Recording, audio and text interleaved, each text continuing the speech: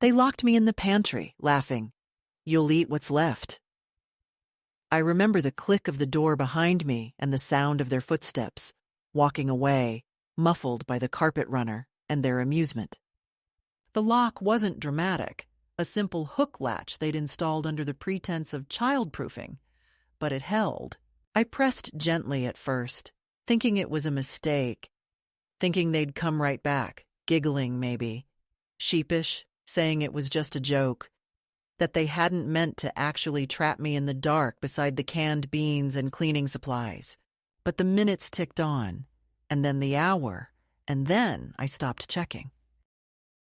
I sat on the wooden step stool with my knees creaking and a jar of peanut butter balanced on my lap, listening to their laughter through the thin drywall, trying to decide if I was more humiliated or hungry. They said it like it was funny, like it was some kind of bonding moment between themselves, a story they'd retell one day. "Remember when we locked Nana in the pantry?" Followed by giddy, guiltless laughter, as if I were some pet who wandered where it shouldn't and needed correction. I'm 76 years old.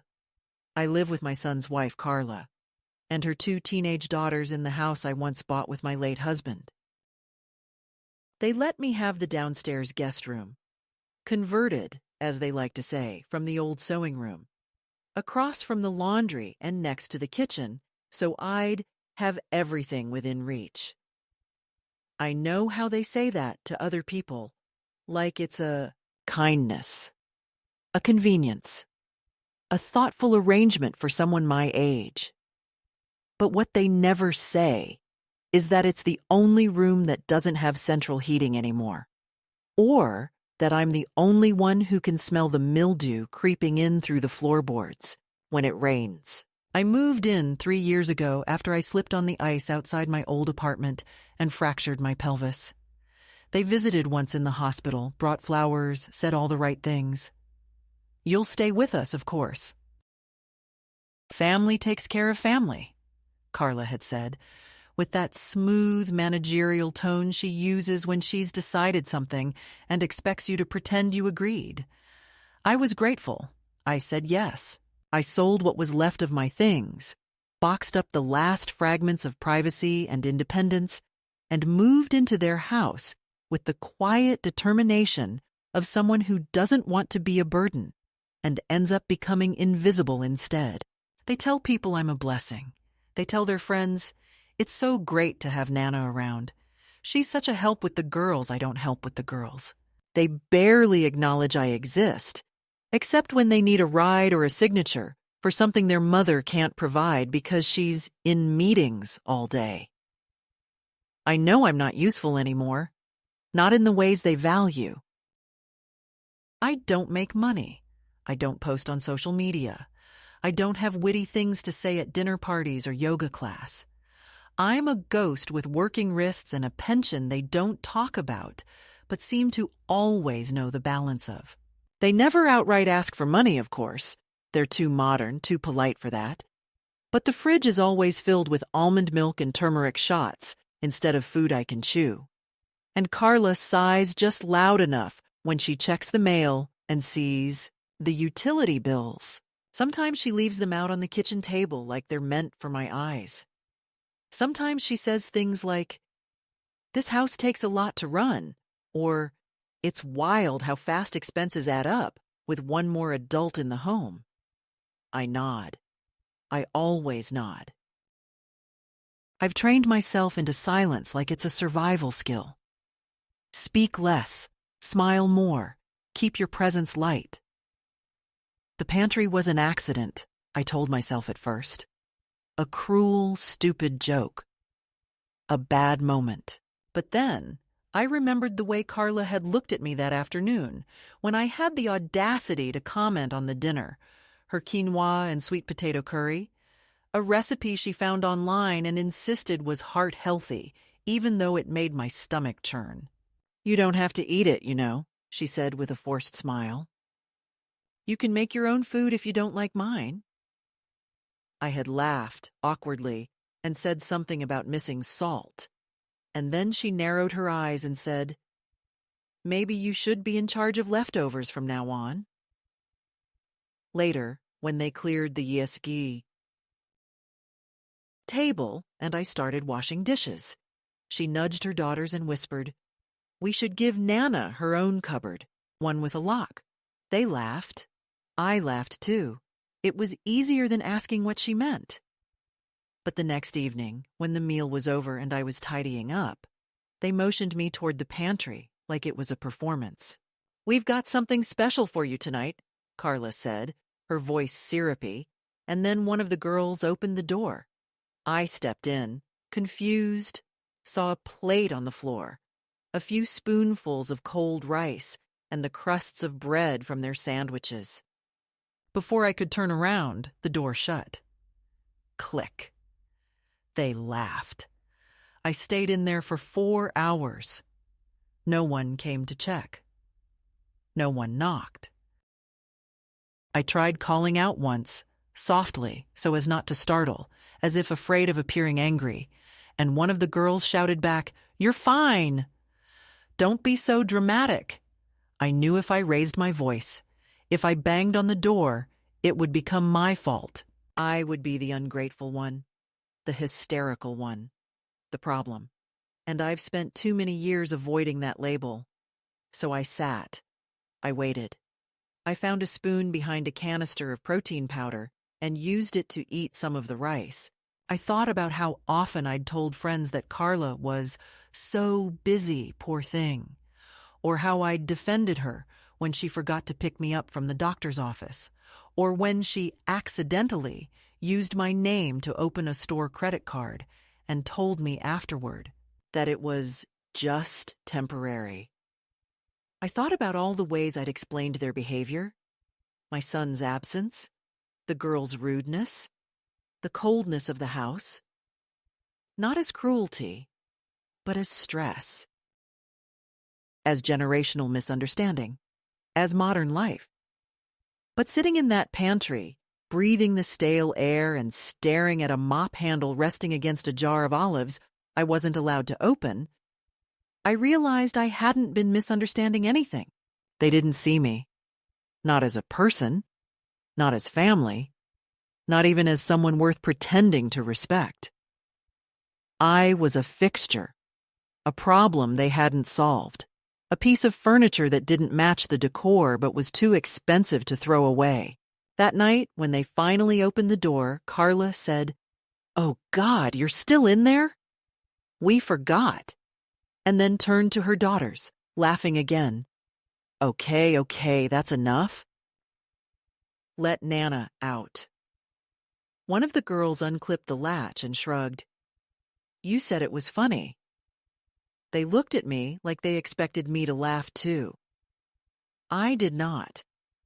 I walked past them, up the stairs, into the tiny guest room with the draft under the door. I shut it softly behind me and locked it, not because I feared them, but because I needed to draw a line, even if it was just symbolic. I sat on the edge of the bed and stared at the curtains I'd sewn myself back when this house was mine, before Carla decided that bold colors were too much and changed everything to beige and steel. I looked down at my hands, wrinkled, veined, spotted, and wondered how they could still make perfect bread, but couldn't seem to hold anyone's attention anymore. I didn't cry. I've already spent enough of my life crying in silence. What I did instead was remember. I remembered the soup kitchens I volunteered at in the 80s, the church bake sales where people lined up for my rhubarb pie. I remembered the potlucks, the laughter, the way people used to eat what I made and call me someone. And then I thought, I'm still that person.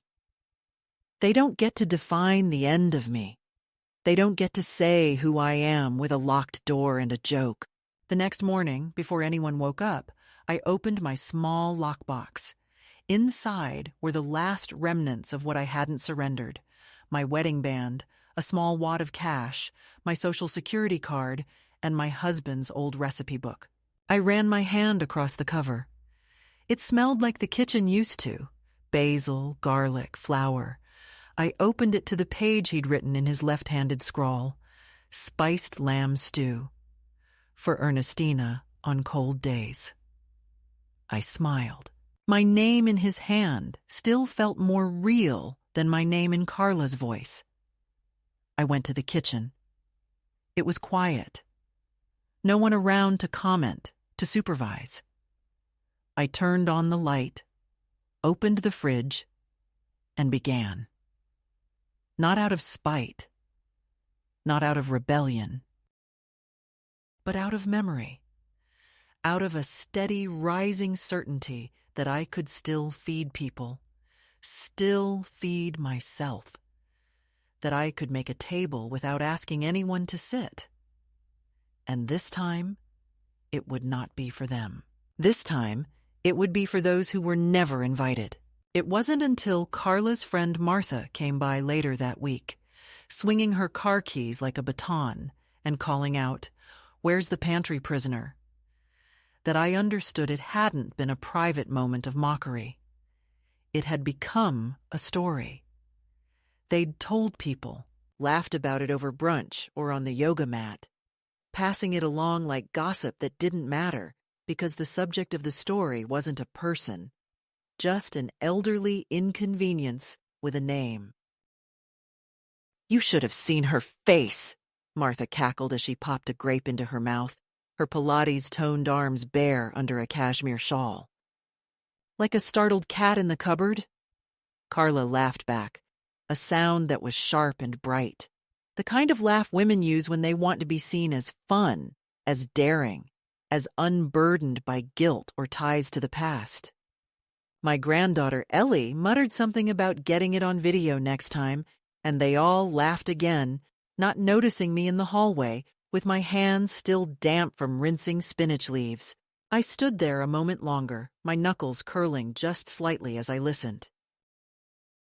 Then I turned, quietly, deliberately, and went back to the sink, where I continued washing the leaves I would not eat, preparing a salad no one had asked for.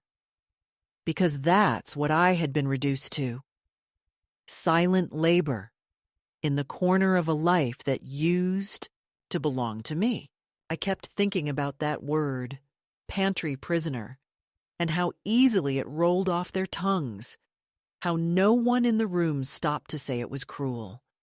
It was just funny to them, lighthearted, a moment of intergenerational absurdity they could laugh at over wine and diet talk. I wasn't a mother, a grandmother, a widow, a woman. I was a punchline. That night, I lay in bed with my back to the wall and tried to remember the last time someone had asked me what I wanted for dinner, or asked how I slept, or noticed when my knees started acting up again in the rain. I thought about the things I'd left behind to live in this house, the things I'd told myself weren't important. My chipped blue teapot, my radio, the armchair with the worn cushion Derek had always favored, the collection of postcards I'd kept in a tin for 40 years. I'd let them go thinking I was trading objects for connection, for a place in someone's world. But all I'd done was clear the stage for a production where I wasn't welcome, not even as a supporting character. The next morning, Carla left early for her conference call, and Ellie shouted something about needing a ride to field hockey, though she never asked me directly. I waited until the house was quiet, the usual eerie calm that followed their chaotic exits. And then I moved through the space with a purpose I hadn't felt in years. I opened the kitchen drawer where they kept the takeout menus, and beneath the Thai restaurant's smudged flyer, I found the key ring. I knew they thought I didn't know about. The one with the pantry latch key, the padlock key for the garden shed, and, more importantly, the old mailbox key that still worked on the drop box outside the gate. I took it, slid it into my pocket, and then pulled out my wallet from my room and looked through what remained of my independent life. There were 2 20s, a 5, my ID, and a bank card that hadn't been swiped since the spring. I hadn't dared use it lately. Carla had made comments about how we should keep everything streamlined, meaning she preferred I just let her handle the money like I was a child with an allowance. But the account was mine. A small one I'd kept since long before Derek passed, one he used to call our cushion for unexpected blessings. I ran my thumb along the worn edge and decided to test the balance. I walked the 5 blocks to the nearest ATM, ignoring the ache in my hip. When I inserted the card and entered my code, one I hadn't forgotten, despite what Carla seemed to believe, I saw the number blink on the screen. Less than I once had, but enough. Enough for ingredients. Enough for something real. That afternoon, when they were still out, I took inventory of the pantry.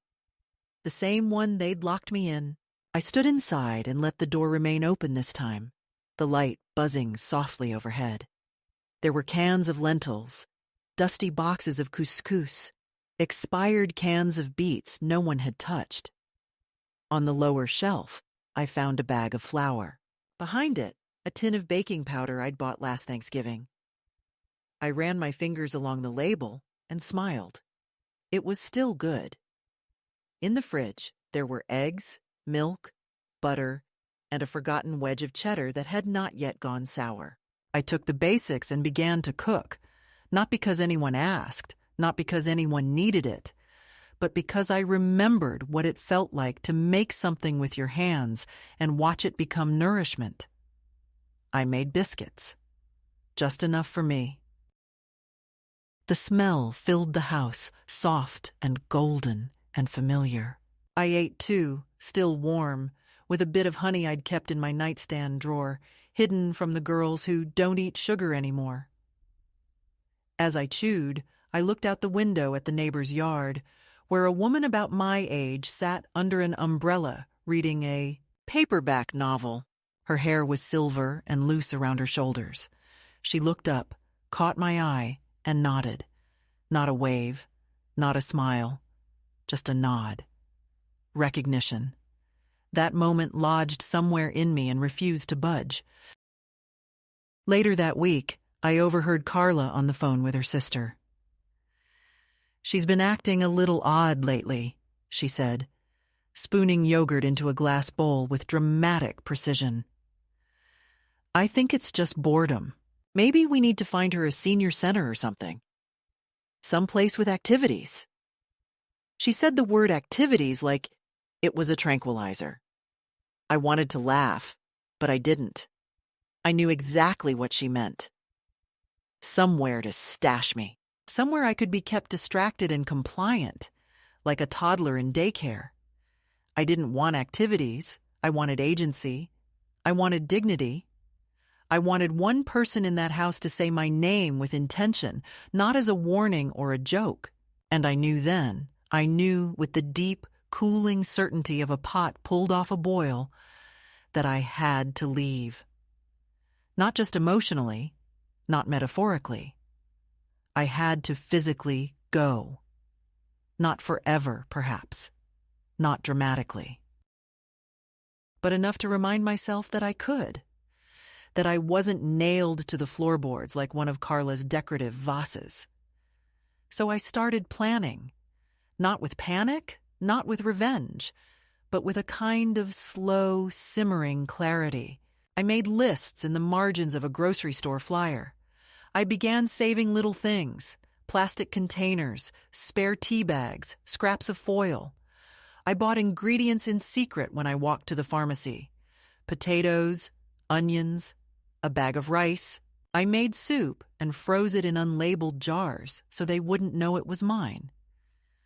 I took back the kitchen an inch at a time, not loudly, not with confrontation, but with quiet reclamation.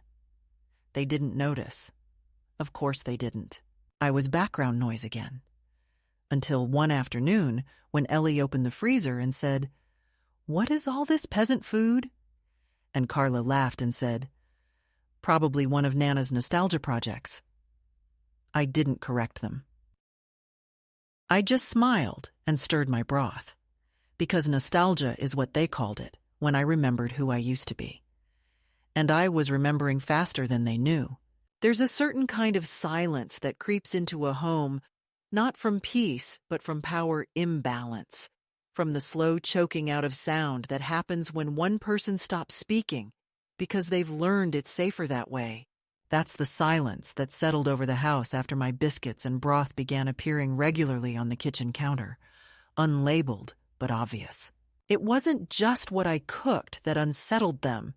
It was the unspoken assertion behind it, the quiet declaration that I was still here, still thinking, still capable of more than folding laundry and nodding agreeably.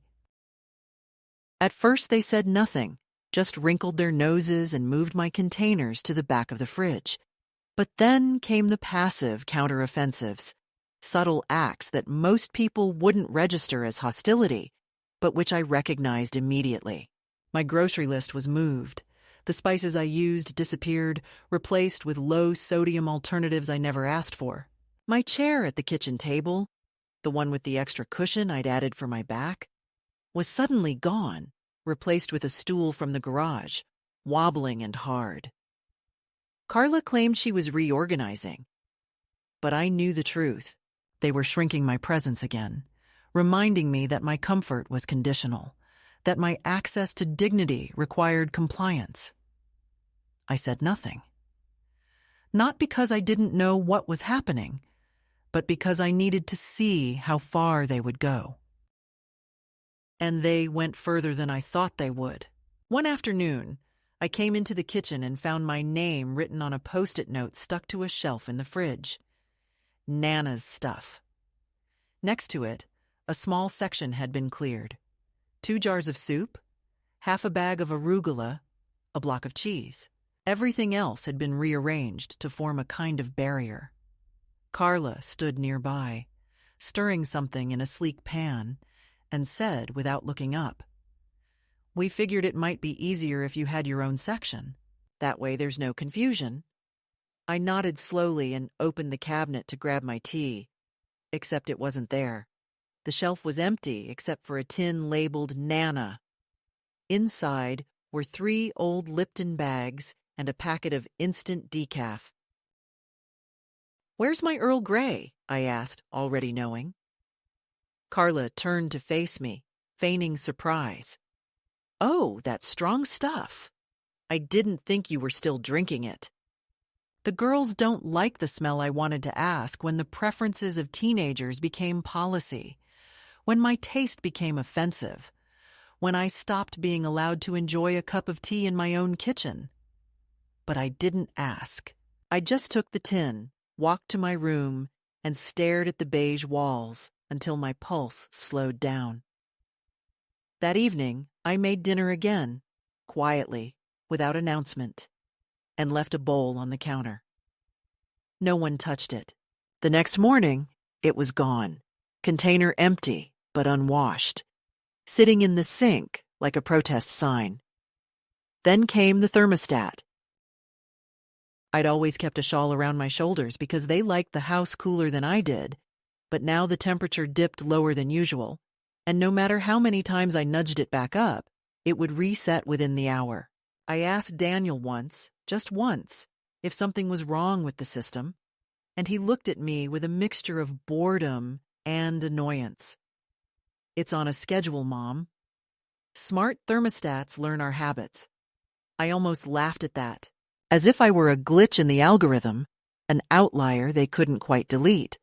So they let me freeze instead. I wore gloves indoors for 2 days before Carla noticed. "You're so dramatic," she said with a tight smile. "We don't live in Siberia." That night, I boiled water and filled 2 hot water bottles and slept with one at my feet and one under my arms. I didn't complain. I didn't give her the satisfaction of knowing it worked.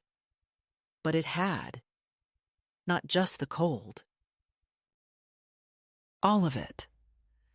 The reassigning of space. The rationing of comfort. The implied message behind every small, polite cruelty. You're not one of us. You're here because we allow it. You belong in your designated corner. Even the cat began avoiding me. Stormy, a gray tabby they'd adopted after I moved in, used to curl up beside my legs when I watched the news, used to sit by the oven when I baked. But now she stayed upstairs. I didn't blame her. Animals follow energy, and this house was heavy with something that repelled softness. It wasn't that they were loud or violent. In fact, that's what made it worse. They were always smiling, always cheerful, always correct. There were no outbursts, no scenes. Just a slow, persistent campaign to shrink me until I was easier to store. They didn't want a person. They wanted a symbol. A grandmother in the background. Quiet, grateful, benign. One morning, I overheard Daniel on the phone in the next room. "She's fine," he said, voice low and clipped. "She's not sick or anything. Just, needy." I felt something in me go still, like a machine powering down. Needy. I thought of all the times I'd said nothing, asked for nothing, taken whatever was offered. Needy. I thought of the years I spent working double shifts to put him through college, the meals I skipped when he was a boy so he could eat more, the mortgage I helped cover when he and Carla couldn't make the payments. I thought of the pantry, the chair, the tea, the thermostat, the cat. I thought of my name on that Post-it note, reduced to a category. Needy. That afternoon, I walked to the local co-op, the one just past the main street, where the parking is impossible, and the staff wear mismatched scarves and know every customer by name. I bought a whole chicken, rosemary, garlic, lemon, and real butter. I bought apples and cinnamon and heavy cream. I bought wine, not the boxed kind Carla kept on the counter, but a bottle with a cork and a name I couldn't pronounce. I used my own card. No one asked why. No one cared. I walked home slowly, clutching the paper bag to my chest like a secret. And that night, while the rest of the house was watching a reality show with the volume too high, I cooked.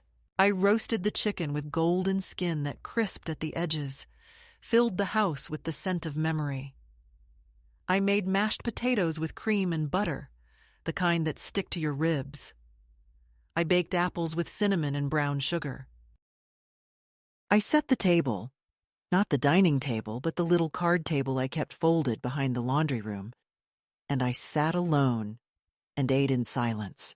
And when I was done, I packed up what was left, labeled each container in cursive, and placed them neatly in my section of the fridge, where they would not be touched.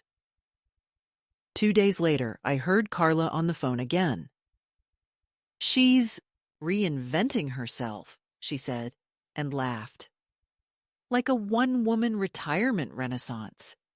It's cute." And then she added, quieter, "As long as she keeps it contained." That's when I knew. They thought this was a phase. They thought I was reacting. They didn't understand that I was reclaiming, that I wasn't mourning the loss of my place in their house. I was preparing to take my place somewhere else, not as a guest, not as a favor, as a woman with recipes and hands and memory. As someone who still had something to offer, just not to them. It was the morning I found the linen napkins that sealed it, not the ones Carla ordered online and kept pressed in her buffet drawer for guests, but the ones I embroidered by hand 30 years ago, the ones that used to sit in my old dining hutch, with the matching tablecloth I brought out every Easter and Thanksgiving. They were tucked in a plastic bin marked MISC, buried behind Carla's Pilates bands and a box of expired protein powder in the garage. I had been looking for the garden shears. I wasn't supposed to be out there. Carla said the garage was a mess of liabilities, but I'd grown tired of asking. And when I opened that bin and saw the faded cloth, the looping threadwork still strong, initials that weren't Carla's or Daniel's but mine, EMH, Ernestina May Halpern, I sat right there on the concrete floor and held them like a fragile inheritance. The fabric still smelled faintly of rosemary and starch, like holiday afternoons when people still used cloth napkins and looked one another in the eye. I didn't cry. I didn't say anything at all. I just sat there for a long time, rubbing the edge of one corner between my fingers like a rosary, until the garage light flicked off automatically and left me in the dark with memory. When I brought the napkins inside, Carla looked up from her phone and said, "Oh, you found those old things?" I was going to donate them. Didn't know they meant anything. I said nothing. She waited a beat, then added, "They don't really go with our color scheme."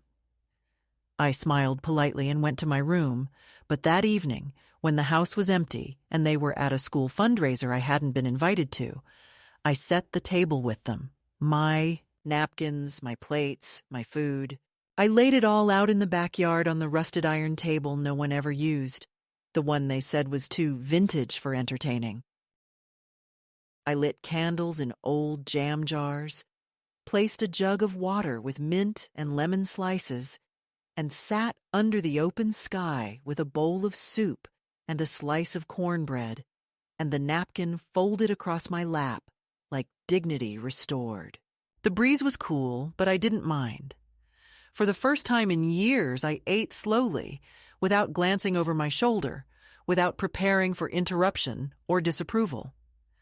I didn't miss the sound of their television. I didn't miss their phones or their fidgeting or their commentary. I just listened to the wind in the hedges and the faint hum of traffic in the distance, and I realized I wasn't alone. I was just finally not being watched. That night, I opened the old recipe book I'd kept hidden in a suitcase under my bed and turned to the page where Derek had written notes in the margins. "Try more nutmeg next time," he'd scrawled in his uneven script, and then below it, "E makes this better than I do." I ran my hand over the ink and felt a clarity I hadn't had in months, maybe years. It wasn't just about being mistreated anymore. It wasn't just the pantry, the Post-it notes, the whispered mockery.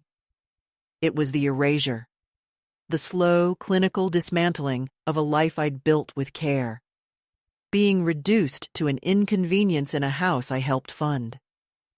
That night, I made a decision, not dramatic, not loud, but absolute. The next day, I walked to the corner print shop and made 5 copies of Derek's spiced lamb recipe. I slipped each into an envelope and addressed them to women I hadn't seen in a decade. Old neighbors, church ladies, my cousin Jean in Tampa. Along with each recipe, I wrote a short note in my own hand. "I've been thinking about you. Remember this dish? Let's catch up." It wasn't about the food. It was about reminding myself that my life had roots, that there were people out there who still knew me as more than Nana, that I could reach toward the past not to stay there, but to gather pieces of myself and carry them forward.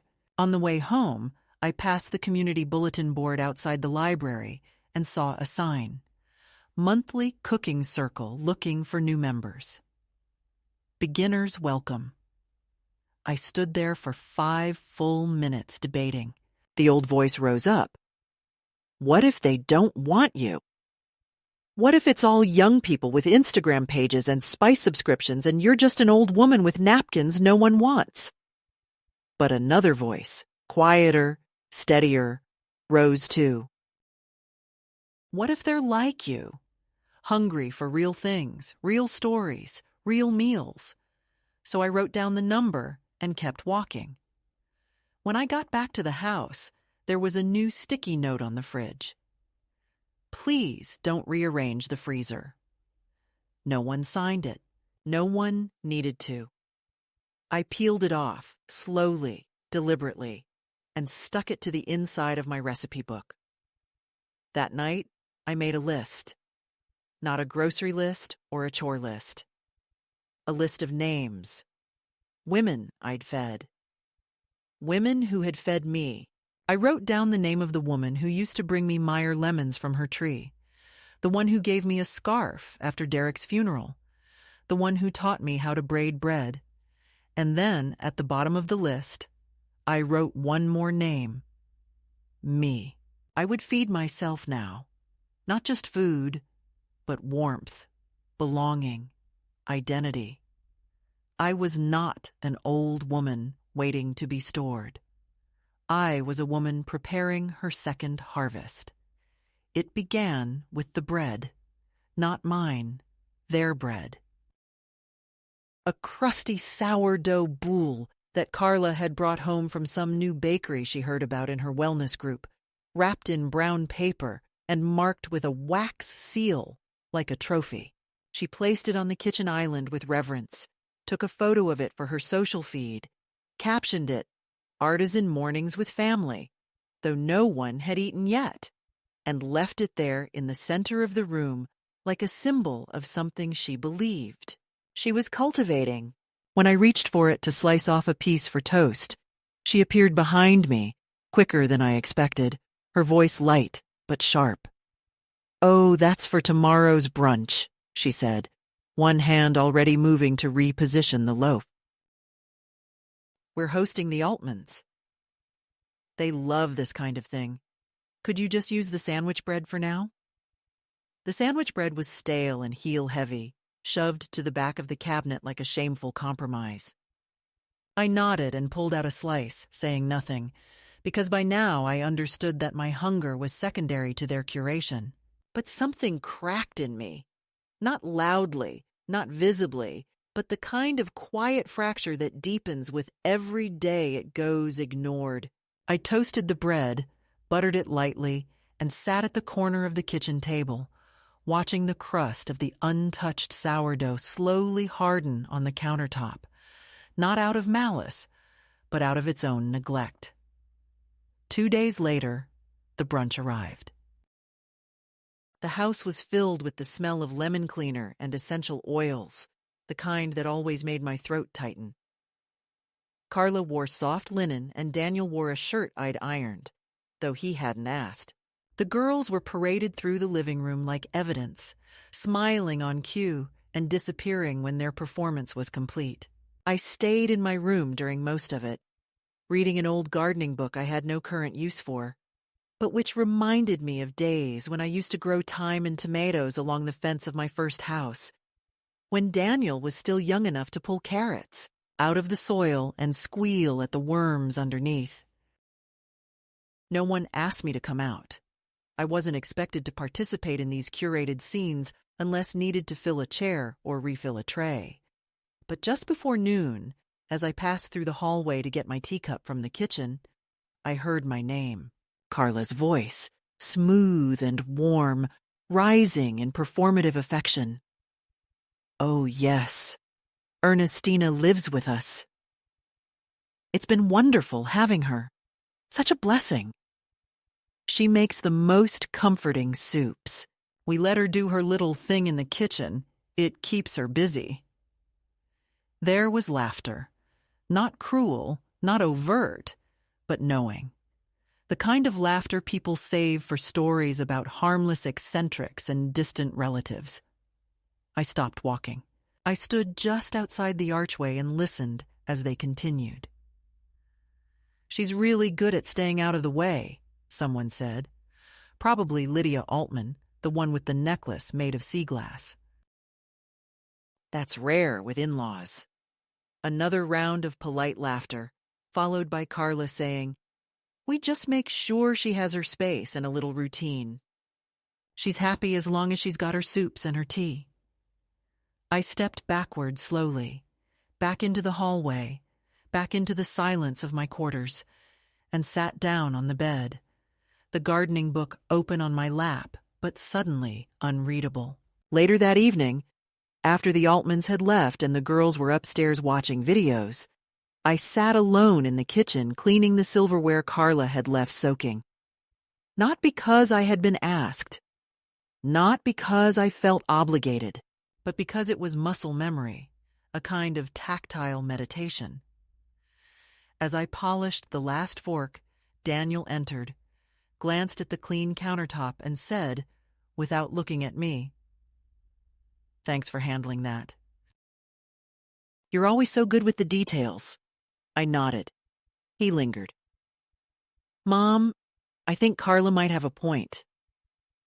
You've been very active lately, which is great. But maybe you should pace yourself." I looked up. "What do you mean?" He shifted his weight. "All the baking, the backyard dinners, the grocery trips. You don't have to do all that. We're fine with how things were." I wanted to ask, how were things exactly? Me invisible? Me minimized? Me waiting in the pantry for permission to reappear? Instead, I said nothing. I wiped my hands, nodded again, and left the room. Because I had begun to understand that my silence frightened them more than my protest ever could. The real confrontation came the next week. I had invited Margaret next door for lunch. An old widow, kind, plain-spoken, with a fondness for crossword puzzles and strong tea. We had spoken over the fence once, and I'd learned that she too had been edged out of her daughter's house after a temporary stay became a source of tension. She now lived alone, by choice, in the smallest house on the block and grew herbs in mismatched pots. She arrived at my door with a lemon and a smile, and we sat outside in the shade of the patio umbrella, sipping broth from wide mugs and laughing quietly about nothing important. It was the first time in a year I had eaten a full meal with someone who didn't make me feel like an obligation. But when Carla returned from Pilates and saw us through the window, her expression froze mid-step. She didn't come out. She didn't say anything that afternoon, but that night she cornered me in the laundry room. "You should let us know when you're having guests," she said, her voice perfectly even. "We're trying to keep the house calm and consistent. You know how the girls get overstimulated?" I stared at her for a moment, then replied, "We were in the backyard." She smiled tightly. "It's not about space. It's about tone. It's about preserving harmony." I said nothing, just folded my towel and walked away. The next morning, my section of the fridge had been emptied. Not entirely, but enough. The soup containers were gone. The eggs, the herbs, in their place, a new container with a label that read "Shared Items," written in Carla's handwriting. I didn't ask what had happened. I didn't need to. I simply took my grocery bag and walked to the store. I didn't return with soup. I returned with brisket, with leeks and real cream, with pastry dough and cranberries. That evening, I baked. I baked with every window open, every light on. The smell traveled. The girls came downstairs to ask what it was. Carla peeked in from the hallway and said, "That's a lot of food." I said, "Yes, it is." When it was done, I packed everything into boxes and walked it down the street to Margaret's. She was waiting on the porch. That night, we ate at her table with 2 more women she'd invited, all of us old and sharp and underappreciated, passing dishes and stories like currency. And I didn't return home until after 10. 2 days later, Carla asked me to sign a paper. "Just a little house agreement," she said. "So we're all clear on shared expectations." I read it. It was a list of restrictions, disguised as requests: curfews, guest approvals, limits on kitchen use. I looked at her and said, "I didn't realize I was being audited." She blinked. It's just so we're all comfortable." I handed it back without a word, and that evening, for the first time since moving in, I did not cook. I did not clean. I did not ask permission or apologize for anything. I sat on my bed and reread Derek's letter from 1982, the one he'd left in my lunchbox during the week I went back to work after giving birth to Daniel. "Don't let them tame you," it said, in his unmistakable scrawl. "You're a wild garden. Let them prune themselves." I fell asleep holding that letter in my hands, the ink almost faded now, but the meaning stronger than ever. The morning I chose to leave, I woke before dawn. The house was still, dark in that particular way that only exists just before sunrise, when even the electricity seems quieter, and the air feels heavy with the weight of things that haven't yet been said. I dressed slowly, deliberately, choosing the clothes I had packed the night before. My softest blouse, the one with the pearl buttons that Daniel had once said made me look dignified, and my long gray cardigan, worn but clean, which still smelled faintly of lavender from the sachets I used to keep in my old closet. I folded 2 dresses into a cloth bag and wrapped my baking tin in a towel. I didn't take much, just what I needed, just what would not be missed. The rest could stay behind. I had already learned that there is no value in reclaiming what others have already discarded. I didn't say goodbye, not out of malice or dramatics, but because there was nothing left to explain. They had made the boundaries clear. I had merely chosen to step beyond them. I left a note, not on the fridge, not in the open, but tucked beneath Carla's favorite coffee mug, the one she used every morning as if it were a ritual. The note was short, no more than 5 lines. "I've gone where I'm not treated like clutter. I will not be back for dinner. Please do not look for me unless you plan to see me differently." That was all. No accusation. No summary. Just fact. Just departure. As I stepped out into the early morning air, I felt the chill slide through my sleeves, sharp but invigorating. I carried the bag over one shoulder and the baking tin in both hands like an offering. The street was quiet except for a single crow on the fence post and the low hum of someone's sprinkler system kicking to life. I walked 3 blocks to Margaret's house, where the porch light was already on, waiting. She opened the door without a word and stepped aside. Inside, the table was set with mismatched plates and chipped mugs, the kind that carry more warmth than symmetry. There were already 2 other women there, both in robes, sipping coffee and murmuring about a recipe swap they'd seen posted at the library. I placed the tin on the counter, unwrapped the towel, and revealed the braided bread I'd spent the night kneading. The scent of cardamom filled the room slowly, as if the space itself were remembering something it hadn't felt in years. We ate together quietly at first, not out of awkwardness, but out of reverence, for the bread, for the choice I had made, for the small act of reclaiming a self once thought too fated to return. After breakfast, Margaret handed me a key. No speech, no conditions, just trust. "The guest room's yours," she said. "We're not a palace, but we make room." I stood in the doorway and looked at the small space with its yellow curtains and crooked bookshelf. There was a dent in the floor where a chair had once sat, and a water stain near the window from some long-forgotten leak. It was imperfect, and it was mine. That afternoon, I cooked again. Not for them, not for thanks, but because I wanted to. I made potato leek soup and an apple crumble and 2 loaves of rye bread. Margaret put a sign out front. "Food for anyone who wants some." no questions. By dusk, 5 people had stopped by.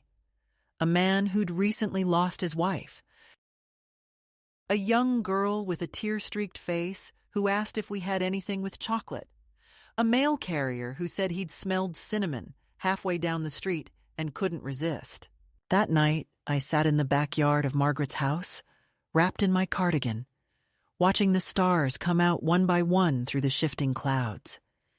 The air smelled like nutmeg and pine. I thought of Carla and Daniel and the girls, not with bitterness, but with clarity. I had not left them in rage, I had left them in refusal. There is a difference. Rage is still a tether. Refusal is freedom. I did not want revenge. I wanted return, to myself, to purpose, to the table where people look at each other when they speak and pass the salt without comment. They might still talk about me in their kitchen, might still refer to me in the past tense as someone who became difficult or overly sensitive. That is their right, but it is no longer mine to carry. A week later, Margaret and I received an envelope in the mail. No return address, but unmistakably Carla's handwriting. Inside was a card with a watercolor of lavender on the front and the words "We miss you" scrawled across the top. Beneath it, in careful script, "We've noticed the fridge is too quiet. The house is too still. The girls keep asking where the good soup went. Please come home when you're ready." I folded the card and slid it into the drawer with my recipes. I did not respond.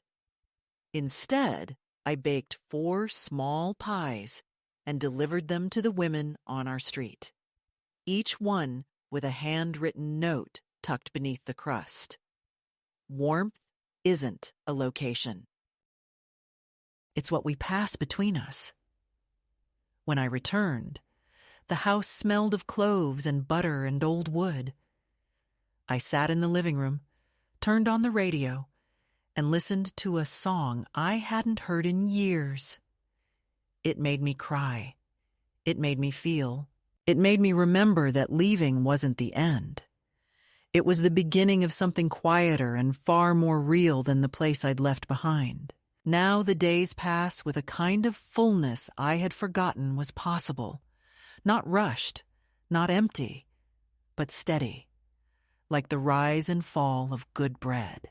I wake before the sun and listen to the world come alive slowly. The birds, the wind brushing past the window, the faint creak of the neighbor's porch swing, and I do not feel the pressure to prove my usefulness before the house fills with demands. No one times how long I take in the kitchen. No one rearranges my spices. I walk to the market when I choose, speak with people who look me in the eye, and bring home onions, rosemary, citrus, whatever speaks to the meal I haven't yet imagined. I write small notes and tuck them into bags of cookies left on stoops. Thinking of you. This tastes best warm. You are not forgotten. I receive notes back. Sometimes flowers, sometimes nothing. It doesn't matter. What I give now is not a transaction. It's a declaration. I've started teaching again, though I wouldn't call it that. It's not a class, not officially. But every Thursday, 4 or 5 women come to the back porch with their notebooks and questions and hands ready to knead. Some are younger, some older. Some talk about husbands who don't listen. Others about children who have grown and gone and never call. They ask me about texture, about the right heat, about salt. I tell them what I know, and sometimes what I've only recently remembered. I tell them to trust their hands, that a recipe is a map, but the body knows when something is done, that the best meals don't come from perfect measurements, but from attention. And each week they return, bringing their stories, their grief, their leftover stew for sharing. I look around at them, flour-dusted and laughing, and I feel something settle in my chest. Not pride, not joy exactly, but a quiet anchoring, like belonging that doesn't need to be earned. I no longer wait for letters from the house I left. There was one more envelope a month after the first. Inside, a photograph of the girl standing beside the pantry, holding a sign that said, "We miss you, Nana." Underneath, Carla had written, "We didn't realize." We want to do better. I believe she meant it. I believe, in her way, she wanted to repair what she hadn't known she'd broken. But I also know now that my return would have meant shrinking again, adjusting myself to fit their comfort, and that the space I occupy now is not something I can afford to give away. I have forgiven them. But forgiveness, I have learned, does not require re-entry. It can be done with bread, with quiet, with distance. Sometimes the most loving thing we can do is decline the invitation. The pantry still appears in my dreams from time to time, not as a place of fear, but as a symbol. Sometimes I'm still sitting there, holding a jar of peanut butter and listening to the click of the latch. But lately, in the dream, I stand up. I open the door myself. I walk out, holding a tray of food, and there is no one waiting to laugh. There is only the street beyond, and people who are hungry in ways that have nothing to do with appetite. I pass them the tray. I keep walking. If you are reading this, if you have felt small in the home you built, if you have been labeled difficult for asking to be seen, if you have ever been fed silence when you were starving for tenderness, I want you to know something. The pantry is not where your story ends. They may laugh. They may diminish. They may build a lock and call it a joke. But you are not what they say in rooms you're not invited into. You are what you reclaim, what you bake, what you choose next. You are not clutter. You are not a burden. You are not the leftover. You are the feast, and someone somewhere is hungry for exactly who you are.